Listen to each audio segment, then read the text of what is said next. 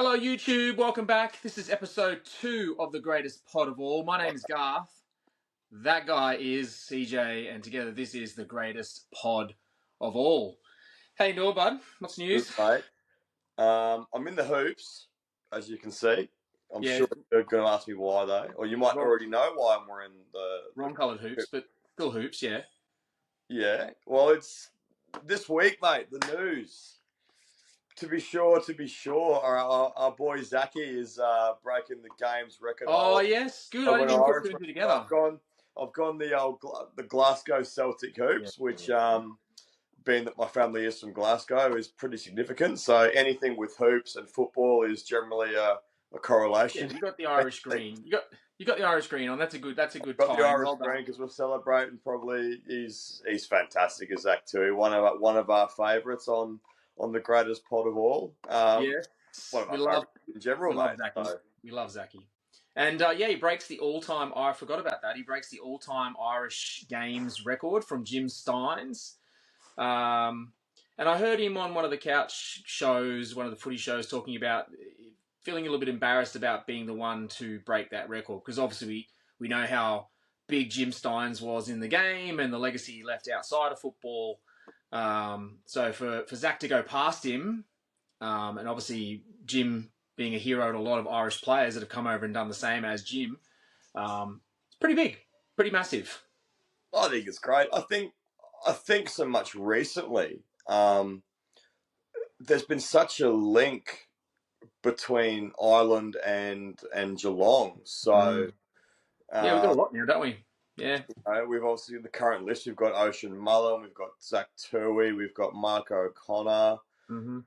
Previously, we've had Stefan Oakenball come through. We've had a few Irish lads who've come through the Geelong side, and he's become such a cult figure at the club. So I hope he kicks some corpse on the weekend. I think he'll definitely get yelled at to kick one. Being as we are playing the Kangas at GMHBA, so I think anytime it's either a kick out or he's within 65 from goal, he's probably going to. He's gonna have to let one rip, especially for up by to let one rip. And all things going well, we're up by a lot. Just let him rip some from outside 50. Who cares? If we're up by 10 goals, you've got to put him at full forward at least, don't you? Hey, other than footy, what about how footy, mate? How's the team going? The Ormo Bulldogs. I've come down for a couple of training sessions. You've played a few games. Yep. Since the pod started. How's the footy going?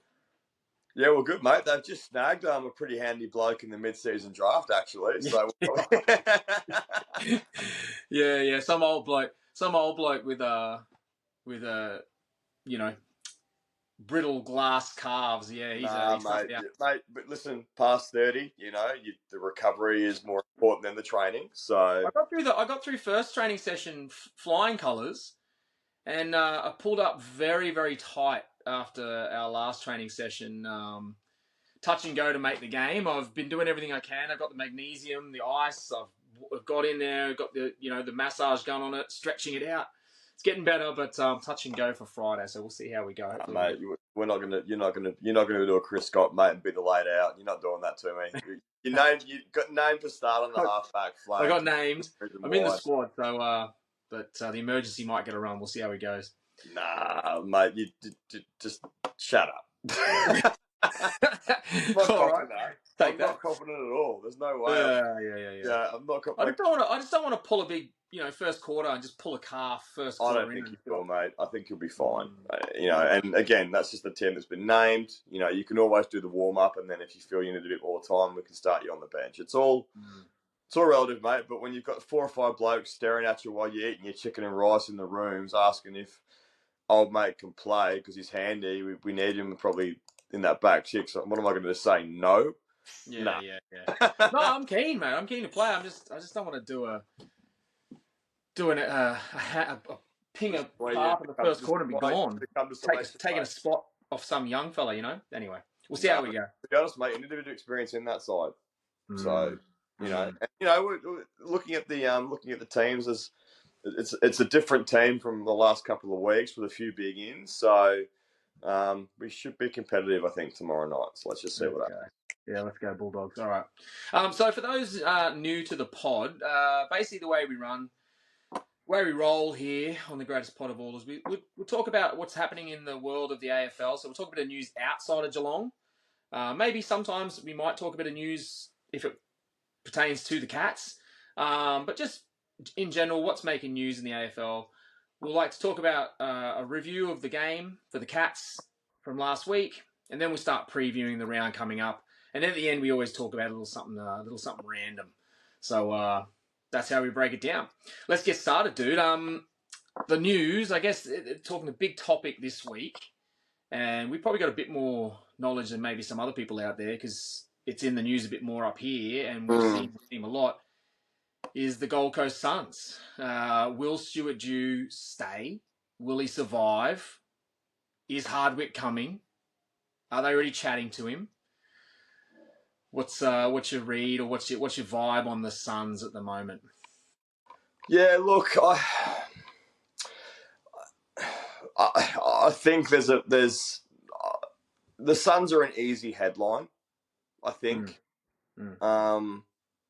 And most of this sort of news comes out of Victoria anyway. Yeah, that's what I mean. There's not much chatter of it up here. I mean, in fairness, the Suns don't get a lot of chat up here in Queensland. No. Anyway. But I mean, No one in Queensland's calling for his head. If you need a headline, what's a headline? A coach being sacked. Who's most likely to be sacked? And you look at they obviously have that that list that comes out every year of coaches who are in the red zone and who are safe and who are in the middle and all the rest of it. So, but I think with Stewie Dew, I mean, I think the benchmark for the Suns this year is to scrape into the finals. Well, they set themselves for that, so that's obviously the goal. A pass from me would be for the Suns to finish 9th, but miss out on percentage. Yeah, I mean, I think it doesn't even need to be ladder position. I mean, you can technically say, yeah, they've improved if they finished 9th rather than, I think their best finish is 12th, isn't it, at this point? Yeah. So yes, you could technically say that's improvement, but it's an anomaly this year. Like there's been some years where teams have won 12 games and missed out on finals. There's been teams that have had an anomaly, won 12 games and finished almost 5th. So it's not necessarily ladder position. I think things like percentage, games won, all that kind of stuff, that's the kind of stuff that people are looking for in terms of improvement in the Gold Coast Suns, not just necessarily where they finish on the ladder. But I hear what you're saying. I think that's what everyone expected for the Suns this year, was that 9th to 10th range, maybe pushing for finals but not quite ready for it yet. And at the moment, looking in the crystal ball, it probably seems like they're going to fall a fair way short of that. They've got a tough 4 weeks coming up, especially this week starting out with Port Adelaide in Adelaide. Yeah, I mean, if they do fall well below their goals, where does that see them with Dew as coach? Well, I think, the thing that's getting missed in all this too is they've been without their captain and their best player, Touk Miller. Yeah, Took's a big out. Is it 4 to 6 weeks he's not played now? Yeah, he's been out for at least, I think it might be 6 by the time he comes back. So that's a massive chunk where, he was in Brownlow contention, in my opinion, after he got injured. Yeah. So, yeah, fair. And, not on the same par, but look, when the Suns had that best place finish, the only reason why they finished there is they went, I think it was in 2014, I believe. I'm not sure. Gaz, yeah. But Gaz was still there. And they went the first 7 games unbeaten. Yeah.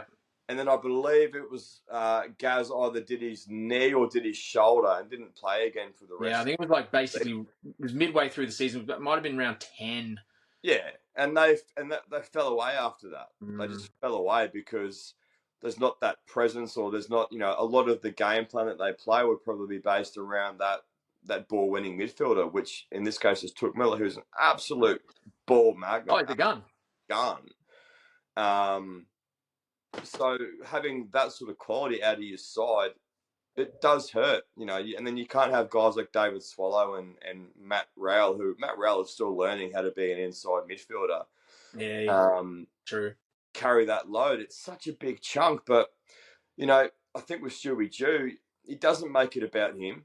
He knows they're not doing well. He knows that he's under pressure. But what coach isn't under pressure at the moment? It's just they felt they needed to make a headline. I mean, last year, as you said, it was first Clarko had his job, and then Clarko was going to the Bombers, and then Clarko, was not going to coach, and then he was going to take over North Melbourne, and there's just, there's obviously got to be a headline that comes out of it. I personally like to see the Suns do well, but they've got a lot of work to do from here. They've got a lot of work to do from here. It's going to be something that's just not working internally that they might have to sit back and have a look at. I personally don't think sacking the coach is the way to go forward. I really don't. Okay, so that was going to be my next question. So you think Jew shouldn't cop the brunt of the bad performances or the season not going to plan? You don't think it's on Jew? Mate, there was a video that came out a few months ago when he re-signed. It was training at Metricon. And they put it on the screen that he'd re-signed. And the players were up and about. You do hear that from the outside looking in. You do hear that the players like him. The players are playing for him. The players clearly that have re-signed, if you read the whispers, that they've re-signed because knowing that Jew was going to be there. So that's all positive stuff. I don't think he's a bad coach. I think he's a good coach. But the argument being, if he's a good coach and there's whatever you say what you like about Damien Hardwood, he's won 3 premierships, so that puts you in the great category. Do you go out and get a great coach to work with this team? Yeah, look, I don't know the answers to that, mate. Would Hardwick make a difference? Put it this way: if Hardwick walked in right, let's say the scenario is Jew does go, Hardwick comes in. Are the Suns automatically better, or is it just doesn't work like that? No, it doesn't work like that at all. I mean, you might see a different approach to game plan and the way that they play games, but you still got to pick 20. You still got to pick 24 players to go out in the park each week. So is he doing the best? So that's the thing. So people can't work out what's going on with the Suns because it's either the list is good enough and he should be doing better with what he's got, or the list isn't good enough and he's doing a good job with what he's got. So which one is it? Is that list is fine? Should this list be playing finals, or is the rap too hard because they're not ready and they're not up to it anyway? Well, I mean, look at it this one, mate. The list they had when they came into the competition, probably in the first 3 years, before everybody, started moving to clubs. If you have that list wins a premiership, in my opinion. And that list started up here. That's a long time ago. We're not talking about that list. We're talking about this list. The point I'm trying to make that they've got now. But the point I'm trying to make is, Garth, is that they had a fantastic list years ago, but the off the field wasn't right. Mate, I'd drive past Carrara and they're doing recovery in demountable buildings. They're doing weight sessions in demountable buildings. This is not stuff that they were promised when it came out. But that's the thing. We're hearing that the club is now doing everything right off the field. The performance center's up and running. The players are happy. They're choosing to stay there. King stayed. Rao stayed. A few other blokes signed on. Rankin's the only one that they've lost that they would have liked to kept. So you hear that that's going on. So are you saying that you don't think that the list they've got now is finals list, or it doesn't sound like you're saying they should be playing finals? I think they need to give Stewie another year to see what he can do with that list. And it doesn't just come out from the coach, because again, there's list management, there's obviously... Look, it's not just the coach. It's absolutely true. But he has had 6. People forget that. Like, I was sort of surprised and forgot that when they said, this is his 6th year. In my mind, Stuart Jew's only been there 3. But then he said 6. I was thinking about this week. So it's got a really familiar vibe to Geelong in 2006. You've got a dual premiership winning coach, Bob Thompson, Stewie Jew, 1-2 flags, 1 in 04 with Port and 1 in 08 with the Hawks. We won't talk too much about that second one. Didn't see that game. It was my 18th birthday, mate. So God, but there's a lot of, you've got a coach who's got a pedigree of being a premiership player. He knows footy. He's a very smart footballer, Stewie Jew. It's gone into the coaching side of things. Now, I personally believe that they have got the list going in the right direction. There's just something that's not ticking that they need to. It's the up and down. I mean, young teams do go up and down, but I don't feel like they're at that stage where they're that. I mean, I don't know them as deeply as we know the Cats, but I don't feel like they're as young as we think they are, and maybe those performances up and down should be less. The Collingwood one you can understand. Everyone's going to get smashed by Collingwood at some point because they're just flying at the moment. Port Adelaide, they'll probably smash. Port Adelaide will probably smash them this week as well. It was the Carlton one that was everyone had. They just won 2 in a row. They come down to Melbourne. Everyone's expecting to rock up and smack Carlton because Carlton's going rubbish. Yep. And they got pumped. That's the kind of ones where you're scratching your head going, oh, okay, what's going on here? That's unacceptable. But I do hear what you're saying. I mean, it's ironic that, Hardwick is the one that everyone's talking about taking Dew's job. And Hardwick was the one who was in this position in 2016. And a year after they won the flag. A year after that, they go on and win the flag. So it's very ironic that it's Hardwick that they're talking about taking the job, when it was the same thing that happened to Hardwick, and they gave him one more year, when he went on with it. But I'm probably leaning with you. I think they'll stick with him. But footy changes real quick. We saw this last year with Ratton. Ratton got the job, got re-signed. Yeah. They gave him the ringing endorsement of, we've done the review, the whole club review. He's our man. And then it went off a cliff, and then they did another review, and suddenly he was gone. And no one saw that coming. So footy can change real quick. If they have a stinking end to the year, I think Dew doesn't survive. Yeah, no, I agree. I'm with that too. I mean, if they get a strong run home and get a few games and really put themselves into a position where, look, they might miss finals, but they miss it on percentage as opposed to just absolutely just capitulating and going south. And again, it's not about making finals. It's not about the ladder position. It's just between now and the end of the year. Just showing something. What kind of performances can they put on? Just showing something, Yeah, that's exactly what it's saying. It's that show me something, Show me that you're on the right track. Show me that this is going somewhere. If you're a Gold Coast fan, or you just an AFL people in general, I think everyone wants to see the Gold Coast do well, because they don't want them to be languishing out. So they haven't played finals in their lifetime. They need to be playing finals for it to be. For them. The AFL wants to see the Gold Coast doing well. Oh yeah, and they're not going anywhere. And I think they're on the. I personally believe they're on the right track at the moment, but. Yeah, when you lose like that, you get shaken a little bit. So I think they'll stick with him fat for a while. But if it goes off a cliff, I think things change quickly. And I don't know if it's necessarily Hardwick, but it could be not Dew. Basically, mate. We'll just see what happens. I think. Yeah. All right. So that's the Suns. The other big talking point was, and this is more Cats related, was I was very, very surprised, as I think a lot of people were, because who knows who's getting suspended these days and not.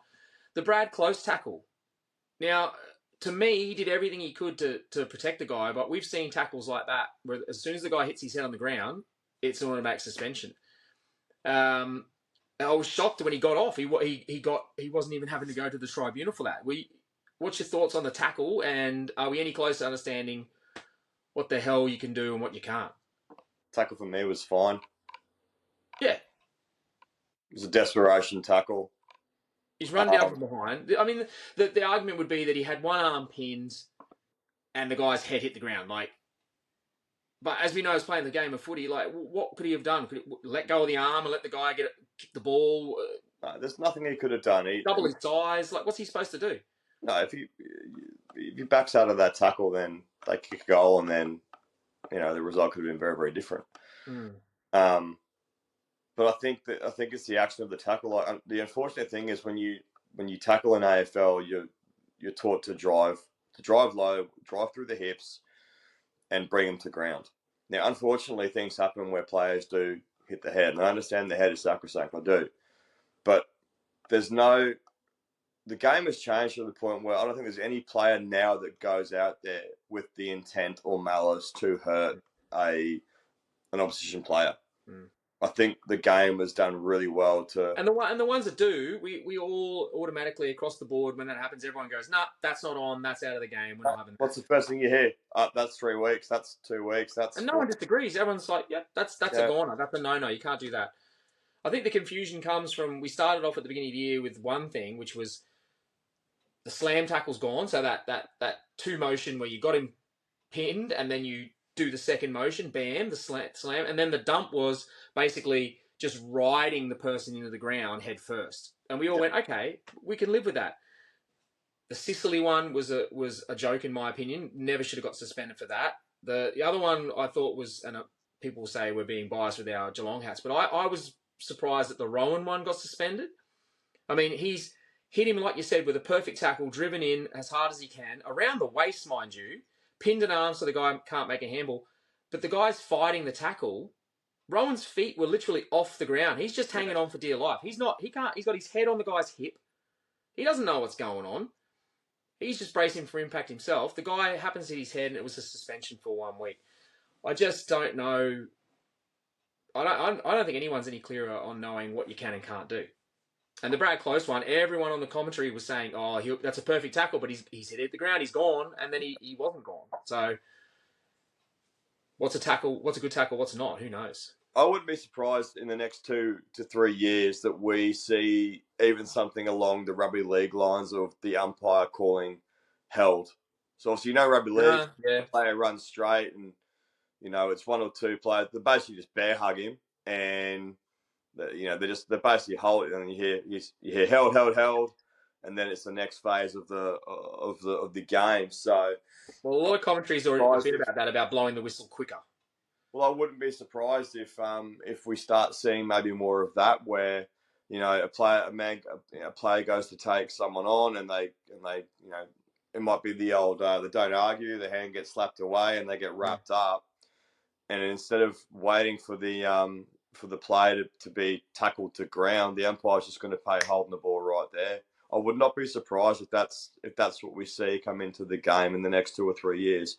I personally wouldn't mind it. I think there'd be, obviously it would take a bit of time to go through. I think it would also make the game go faster, because if that ball was to spill out, and it would be holding the ball from a lot more holding the balls would held position, then you can easily just call an advantage there as well, and it's going to keep the game flowing. Well, I actually don't think they call enough holding the ball freeze. I think that would speed the game up. The amount of times you see someone with incorrect disposal, miss a foot, miss a hand, take a tackle on, or just even when they get tackled and they don't get a proper handball out, the ball just comes loose and they go, "Oh, well, it was in the tackle." No, you had to dispose of the football. You weren't allowed to just bobble it around and let it go. Mm-hmm. But they're being taught to do that. If you get in a tackle, release the football, let it in front of you, make a pack, get in there. But that used to be holding the ball. Yeah. If the umpires played a lot more of those incorrect disposals, you'd see a lot faster game, and you'd get rid of the congestion. The game would be better for it, I think. And you'd see less players taking on the tackle, because it's a big risk. You take a tackle on, you get caught, you're going to get done, because if you don't get a proper handball away or don't get on your foot, holding the ball. So it is a good option to get rid of that. I don't think we need to call held. I actually wouldn't want to see the game go that way. I think you said, I'd like to see a lot more holding the ball, freeze paid, and I'd like to see, it would discourage people from fighting the tackle. Because once they get pinned, like that one where he was pinned, Brad Close pinned him, he had the option. He had a free hand. He had his feet he was still standing. He could have got foot to ball and got rid of that. Whether that was, he would have got paid deliberate, or he could have kicked it towards his own goal, or he could have dribbled in front of him. But he chose to hang on to that ball, and the umpire didn't blow the whistle. So Brad Close had to take him to ground, or even if he wasn't trying to take him to ground, the weight of Francis was bigger than Close, so he went to ground. That's not Close's fault. It should have been holding the ball. It's been too that there's also, and I'm going to say it, there's players that are staging for it as well to get the free kick. So that we stamped out the game as well completely. Yeah, there was a bad one in the Richmond game against Brisbane where the player got tackled and there was a secondary motion of his head where he got, I can't remember if wasn't Nane Curvis, I think it was one of the back. No, I can't remember, but I know the one. You know what I'm talking about? It was on the wing at the Gabba, and he got tackled in a very soft sling. Like the guy took him to the ground gently, and he literally got to the tackle and then threw his head back and touched it on the ground, and then looked at the umpire to say, "Hey, I hit my head." Yeah, but you can see a player eat the tackle and then go, and they're staring at the umpire, and then you can tell the umpire is then going to pay the free kick. So it was the same way when the ducking rule came in, and because there was a lot of people ducking for free kicks. Yeah. You know, ducking the head, trying to duck a tackle, copping it high and getting high free kicks. And then the AFL said, no, if you duck your head, you lose your prior opportunity. We will not pay head-high tackles if you're going to deliberately duck into a tackle. So and it's pretty much gone away. It's very rare you see it now. The game is getting better in so many ways, but in so many other ways too. It's getting really frustrating to watch and try to. I'd hate to be an umpire, and there's no wonder there's an umpire shortage as well, even at grassroots level too, because it's too hard. It's too hard. Too hard. You need an extra. You need an extra umpire. I don't know how they're going to do that, but then you got to pay more people to do it. But yeah, I mean, it is. You're right. It is getting better in a lot of ways. I was not short of money, mate. Let's be honest. yeah, that's true. But the big one's going to come in finals time when you see a tackle like Brad Close or a tackle similar to that gets suspended and misses out on a big prelim or a big grand final. Yeah, that's when the AFL is going to be really having to justify their rules. Because we know grand finals are hard to win and also they're hard to play in. Like if you get suspended, imagine if you're Brad Close and you get suspended for that tackle when he's clearly shown care for the player. If they stick to their normal strategy that they've been having all year, he gets suspended and he gets suspended for a grand final. And then if they don't suspend him, then people are going, well, hang on, X, Y, Z got suspended. You're only not suspending him because it's finals. And then people start saying it's a joke anyway. So no, there needs to be more done to also protect the player who's making the tackle. Whether that means that if it does go to the tribunal, that if the player that's receiving the tackle plays out the rest of the game and it shows no ill effects afterwards, for them to make a statement going, look, it was in the heat of the moment's tackle. I was fine. I played the game out. I had no issues after the game, no tags, nothing like that. Yeah. Just so that I think the players have to go into bat for the players, for the ones who are trying to do the right thing, not the wrong thing. So, but look, there's plenty. I've seen plenty of people make tackles recently, and you can see that it's slowly sinking through. But there's just some tackles and some occurrences where, even with your best intentions, a guy's going to hit his head. There's got to be some common sense, I think. But we're not quite there yet. It seems like they're hell-bent on. The world we live in is a foreign concept to a lot of people. But anyway. All right, mate. So let's move on. Let's talk Cats. You were playing on Friday night, so you didn't see the game live, which is no. This is all you, mate. I've got the stats in front of me, but it's all you. So. Oh yeah. I mean, you're probably glad you missed it, mate. It was a pretty unattractive game to watch. Probably one of the worst games. Definitely the worst game of the year in terms of this year, from us or from anyone really. It was really, really bad football from us first half, and then it was really bad football from the Swans in terms of their finishing, and then it became bad. And then the game opened up a little bit third quarter, and we looked good. And then it was bad football from us at the end to not hang on to the game. In no way should we have deserved to win that game, but we had a chance to win it. We were in front.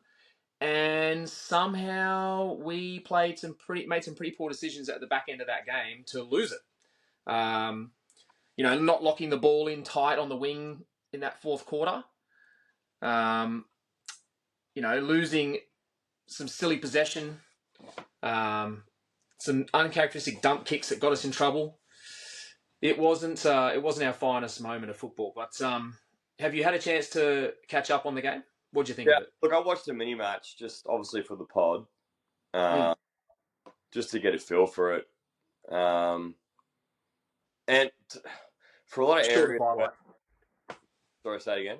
Short of highlights.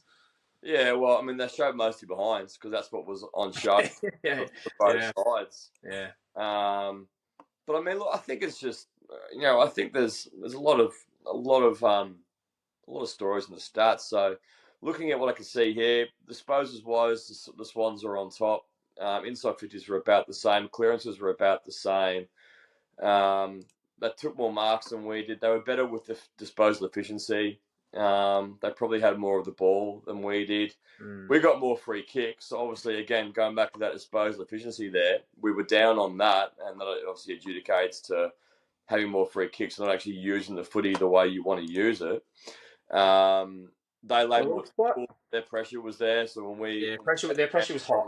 Yeah, their take the game on and go away with it, we didn't. They had more kicks. They had more. Obviously, we beat them in hitouts. Beat them in contested balls, but we also just turned the ball over too many times, and that's what obviously was the story in the last 2 minutes there. So it was a very frustrating game first half because Sydney came with we were basically getting beaten by game plan. But what it came down to, there was the odd. I don't know if it was the odd selection, but the selection didn't work. We had a Sava back in the team. We went very, very tall. And to my knowledge, Sydney isn't a very big, tall forward line. And we tried to do what we were known for, which is to guard space and to be ready to help a teammate out and come across and spoil or take an intercept mark. That was the plan, and Sydney just came at us with lowering their eyes, hitting the short ball, hitting the short kick, hitting up the lead, and Geelong in that first half just had no answer whatsoever. We were just getting everything inside. The connection from Sydney inside 50 was brilliant. Like they were just hitting short targets, lead ups, and when they showed the behind the goals footage at half time, you could see the Cats were just guarding space, hoping that they were going to dump it in long.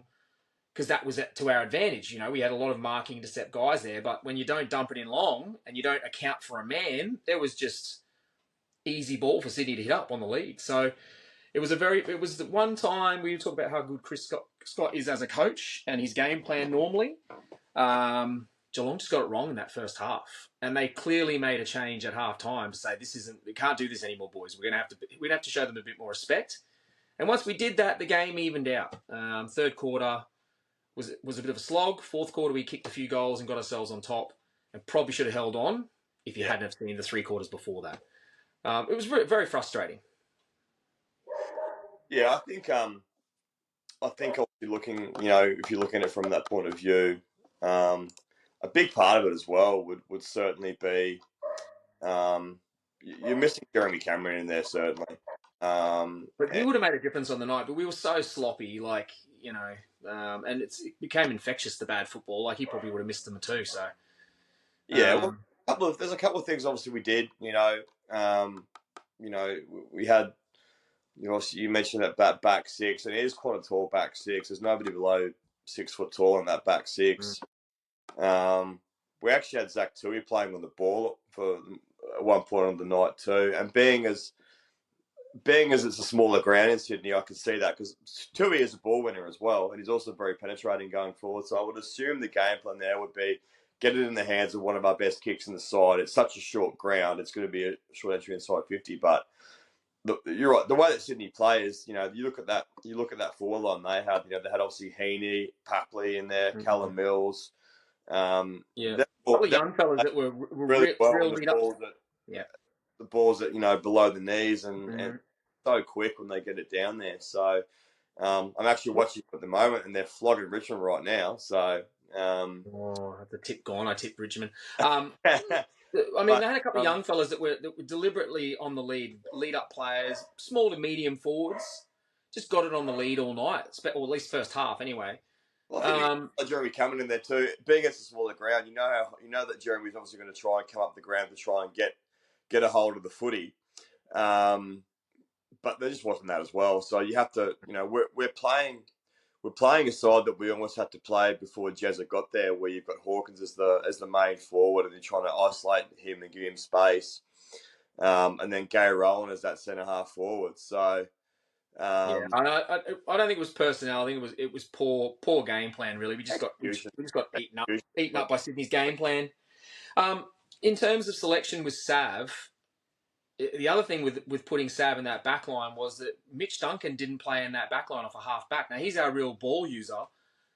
So it was odd that putting Sav... And I've been on Sav's team. I'm a big fan of Sav. I like him down back. But but I don't like him down back at the expense of taking Duncan out, who's our ball winner and ball user off the half back line. It seems like an odd choice. He'll probably go all right this week against North Melbourne because they'll probably dump kick into the forward 50 and he'll probably take a lot of marks. But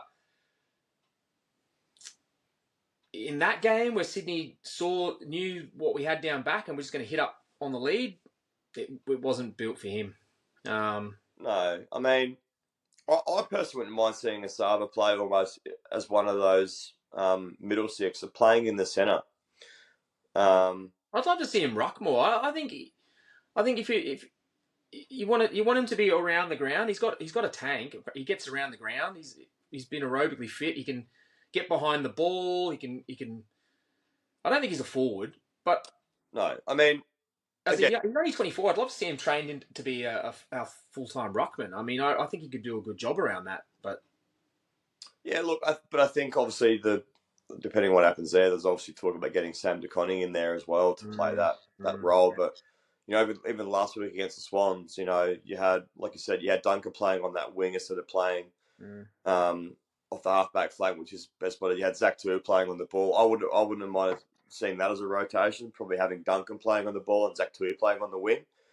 But it seemed like the Sav selection was, I don't know, it seemed like we're going to pick Sav no matter what, rather than picking him because it was the right game for him to be playing in. And there's a bit of that confusion around Sav at the moment because I think we want to play him because we want to keep him, but we also maybe I don't know what we do in that position. I'd like to see us stick with.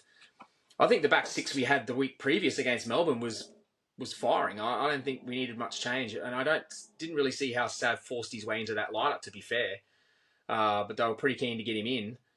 I'm not saying it's all Sav. We didn't lose the game because of Sav, but there were a couple of clear. You watched the behind goals vision. There was a couple of clear passages where Sav was just guarding space, wasn't responsible for a player at all, and they just played off him. You got to remember, this is his first year. His first year playing in a back six at the top level. So we can't judge him too harshly. And we aren't. But no, I'm not saying throw him out. I'm not saying throw him. I'm not saying toss him out, he's done. But I think you've got to be a bit smarter with his selection. If I don't think we can play him just for the sake of playing. I don't think he fits in. I don't think he's an automatic into our back six. I think he's in our back six when needs must. Yeah, I can agree with that. But I mean, if there's one area we're not short of, it's players that can play in that back six. Yeah. We've got a lot of players that can play as utility, but I think we're really trying to lock down what that back six looks like for the next 2 or 3 years. Yeah. And he's young. He's 24. If he's going to be around the club, he could be part of our back six for the next 10. So, yeah, it is his first year. I'm a big fan of Sav. I think he could play back and pinch in the ruck. I think that'd be a good role for him, really. You know, I know we've had Sam DeConing as our backup ruck at some points. I think he could pinch it or ruck in our back line or something like that, you know, just so he can actually get around the ground as well. But other than that, yeah, it was pretty disappointing in terms of not only just the way we played, but also in terms of the ladder. It didn't really help either team. We're still sitting 9th as of the end of round 16. It could be a big 2 points drops, mate. If we talk about how hard our run in is, it could be one we look back on and go, that was an important game. We shouldn't have dropped. Yeah, I mean, I was reading Damien Barrett's sliding doors, and he even said win, lose, or draw. I don't think we should be too alarmed, personally. No. I think there's that top four is probably relatively close to being sewn up. Well, I'd say top 3 is probably sewn. Yeah. But there's still a bit of a space there with that, you know, with that top 4, and we've still to play. I think we're still to play 3 of those top 8. I think for me, it's all about the swing games. We talked about this last week. We've just got to win the swing games. We've got to win the St Kilda games. We've got to win the Essendon game. We've got to win I think we've got a game against the Bulldogs again. That's a swing game. So they're the ones that'll make our season. If we drop the one against Collingwood, Port Adelaide, Oh, well, we dropped those. But we can't afford to drop the ones in and around us. And Sydney No, probably wasn't in the in and around us game, so we probably expected to win it. But that kind of makes no. I mean, the room for error a little bit less. the next 2 weeks are crucial. We've got North at GMHBA this week, the Bombers the week after, and then they're up here at the Gabba to play Brisbane, which is going to be a tough ask for anyone. But then we've got Freo at GMHBA, so we've got 4 games at GMHBA. One at the G, one at the Gabba, and one at Marvel Stadium. So, oh no, sorry, I do apologise. There's 1, 2, 3, 4. Sorry, there's 5 games at GMHBA. Yeah, we've got 5 left. Yeah, out of the 6. One at the G, one at Marvel Stadium, and then one at the Gabba. So there's 16 points up for grabs there, which in the scale of where we are now would certainly put us in the top 8. Yeah, exactly. So it was. Hopefully, we don't live to regret it, but it's definitely not nail in the coffin. But it was not at all. We can still go on a run. We keep saying we just got to find our best. Hopefully, we find it. That's the key. Just got to find it in time. All right, so let's get on to this week, mate. Have you got the teams for this week? We are recording on a Thursday night, a bit later than we normally would, but well, you've got footy training this week, mate. So we had footy training, and we all go. We didn't get on. So I was hoping we might see a bit of a hardy party. I was hoping we might get our mid-season draft pick play against North. I figured if you're going to get him in the team, why not pick him against North? It's at home. It's a game we're not going to lose. You got to see what the kid's got. I think we'll see Jeremy's, are most likely in. Cameron's most likely in. Oh, they gave him another week off. No, Cameron has been ruled out medically for Sunday's game, but he got through training and is expected to be available for next week. That's just a no-risk. We don't need to risk you against North Melbourne. We'll give you another week. As it stands, the squad's been named. Back 6, Jack Bowes, Sam Ducati, Zach Guthrie, half-back flank. Jack Henry, centre half-back, Asaba Radigalia with Thomas Short on the half-back flank. Mark O'Connor on the wing, Zach Tui starting in the middle, alongside Mitch Duncan on the other wing. Half-forward flank, we've got Ollie Henry, Gary Rowan playing at centre half-forward, Stengel playing as a higher half-forward this week. And the forward line, the fuller forwards, you've got Maxi Holmes playing in the pocket, Tommy Hawkins playing at full forward, Bradley Close next to him, with Reese, Dangerfield, and Atkins playing on the ball. And as it stands, our interchange looks like it's going to be Brian Myers, Mark Blitzarves, Tanner Brun, Ollie Dempsey, Mitch Devitt, Ocean Mullen, Sam Menegola, or Brandon Parfitt. Likely to be the emergency and or the medical sub. So no hardy party, that's a bummer. So the only change there is Ollie Dempsey in. Well, he's the first name on the sheet. It could be any of these that go onto the bench, and then obviously one more for the medical for the tactical sub. So Dempsey wasn't in the team last week, so he must be the in. And I think O'Connor would be an in because he missed last week. So we've got O'Connor and Dempsey in because the game's on a Sunday. That probably means that it's extended. There's probably no outs yet. Wouldn't be surprised if Ocean Mullen gets a run though, even as a sub, being as there is quite. Oh yeah, Irish party. Yeah, why not? Middle of the weekend. Yeah. Good game to play. I mean, you're not again. It's a free swing. We're not going to lose this one. So no, let's just wait and see. Mate, we lose this. Well, I don't even want to say what I'll do. We lose this, mate. Probably the greatest pot of balls had a really short run, I reckon. But... Yeah. We won't have much to talk about. All right. So what do we talk about? So that's the ins. We obviously playing North Melbourne at GMHBA Stadium on Sunday. We expect to win. We should win. Should win well. Unless it's raining cats and dogs or something down there. When we talk about the preview of the game, we talk about obviously what we expect from the game, but also we add a little bit on top. We got the cream of the crop. Cream of the crop. Cream on the top of an ice cold cats get, mate. Yeah. The cats get, they're calling this section the cats get the cream. So obviously we want the win. Yes. So that's a no-brainer. But what do we want to see on top of the win? That would be the cream on top. The cats get the cream.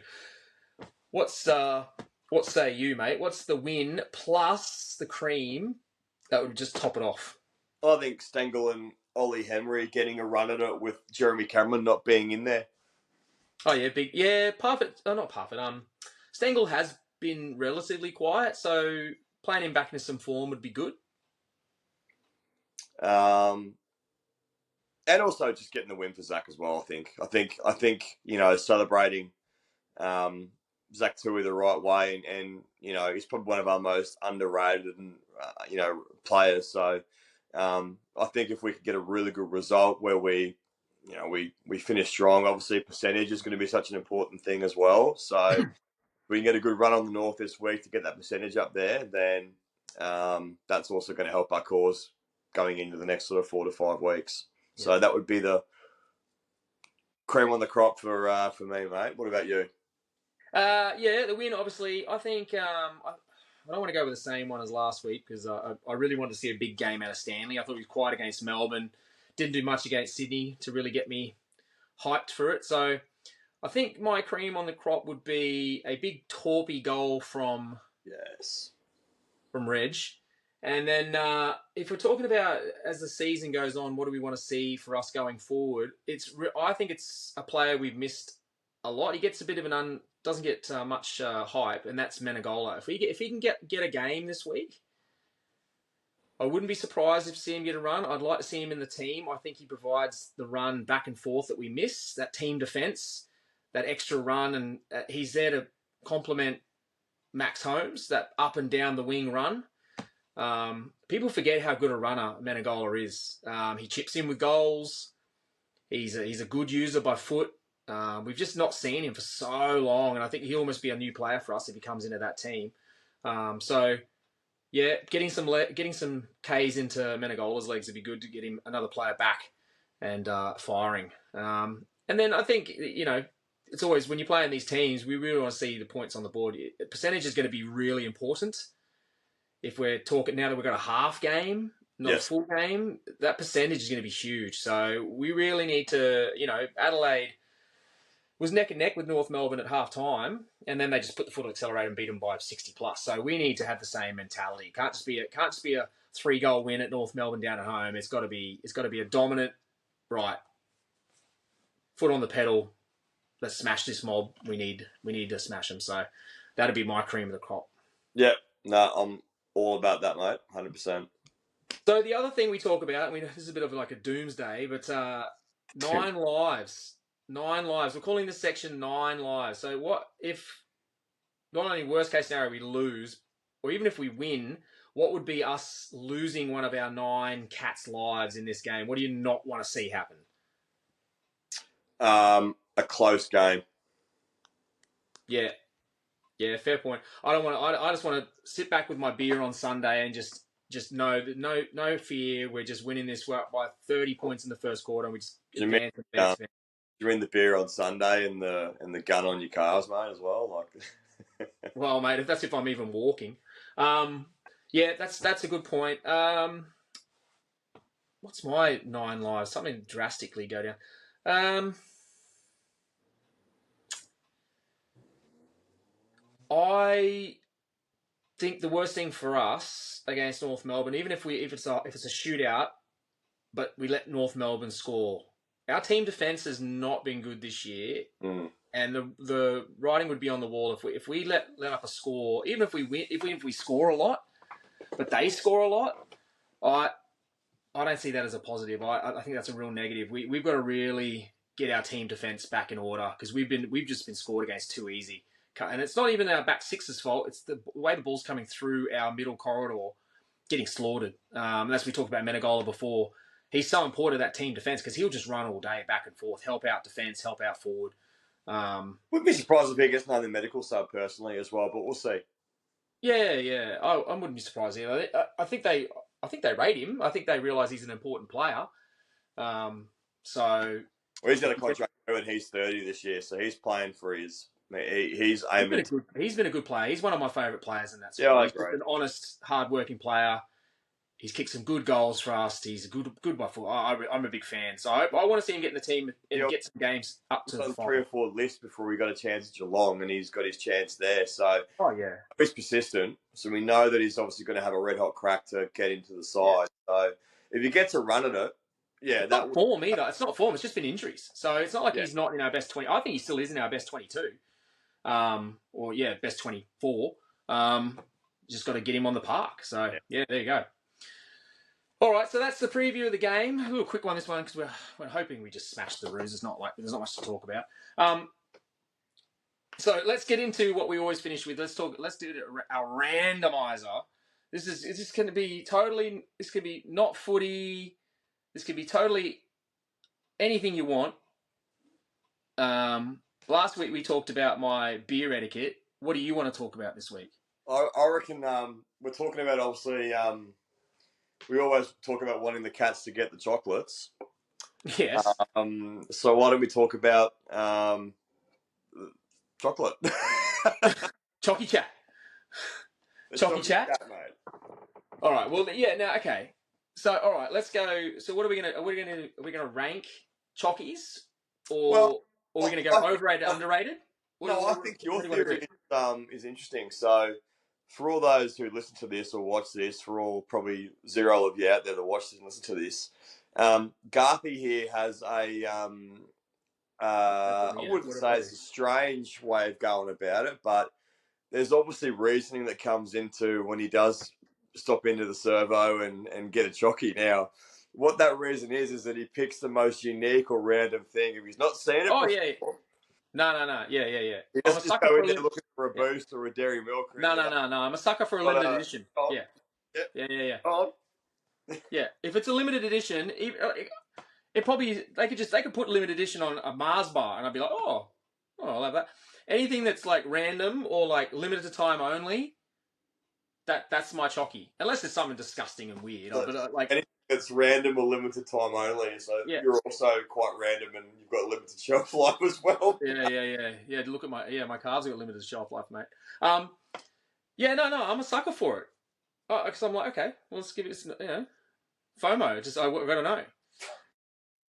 So what do we what's the most overrated chocky bar? Overrated. The most overrated chocky bar.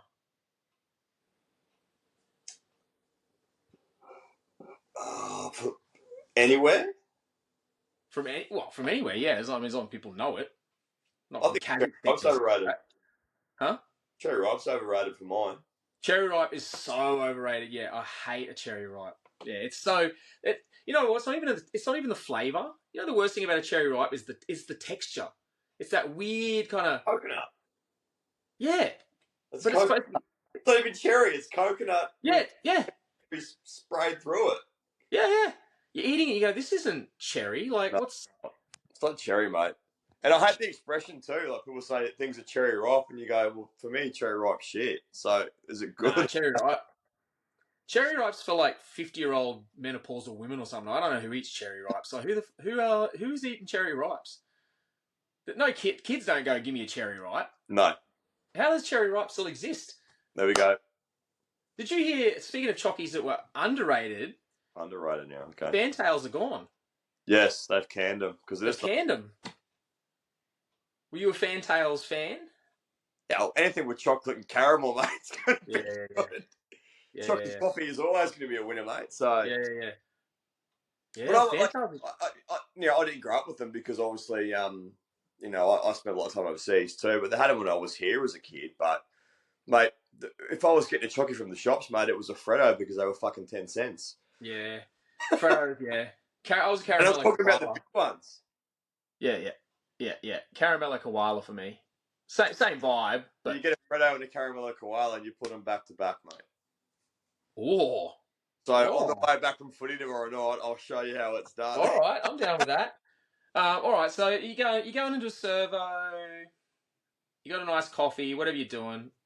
You're picking one chocolate bar out, and this is some magical service station where they have every chocolate bar you've ever.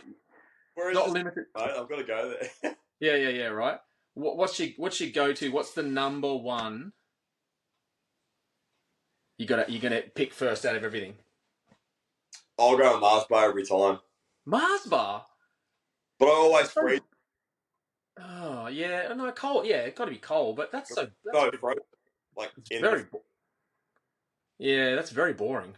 Nah, it's not. Oh, but It's mate. What do you mean it's boring? It's got chocolate, it's got nougat, and it's got caramel, Yeah, but and it comes in a recyclable wrapper now too. So looking after the planet.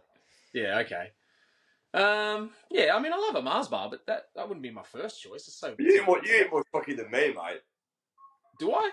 Yes. You know what I had? Speaking of chockies, you know what I had the other night? Someone brought them round, and I was like, talk about overrated. Clinkers. Do you remember Clinkers? Oh god, yeah, no, not a They fan. suck. Not a fan. They Move on. suck. I Move remember on. as a kid.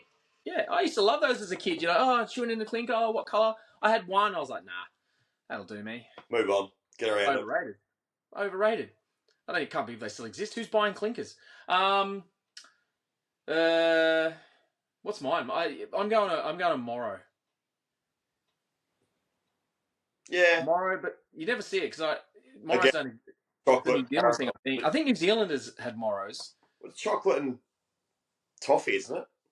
Yeah, a bit of toffee, but it's like a pimped up version of a Mars bar. So it's a Mars bar. Better, it's way better. No, but it's better than a Mars bar. You're getting that if having a Mars. Oh, because it was dark chocolate. Oh, okay. Yeah, dark chocolate. Yeah, it's got something about it. It's not just normal. Yeah, no, but it's better than a Mars bar. Like it's at least something. Yeah. We'll a Chiquito's great. A Chiquito's great too. They're my two. A Morrow or a Chiquito. They're the two go-tos. All right. Well, we'll see what you pick out tomorrow, mate. We'll update everybody next week. All right. We'll get it. We'll get some sort of poll. We'll see what's the best chocky. We'll see what we come up with. What's the worst chocky then? Cherry ripe. Really?